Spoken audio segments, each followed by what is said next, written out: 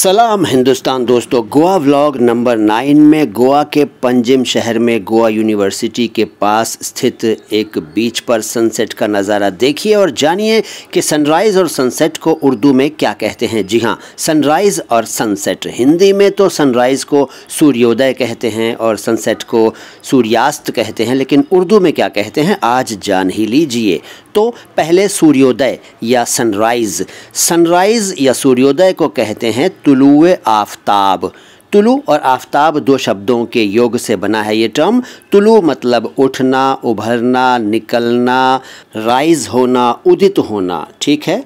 सूर्योदय सनराइज़, तुलुए आफ्ताब। और सनसेट को कहते हैं गुरूब आफ्ताब। ये दो शब्दों से बना है, एक है गुरूब और दूसरा है आफ्ताब। आफ्ताब सन को कहते हैं, ये तो आप समझ ही गए हैं। गुरूब का मतलब अस्त होना, डूबना।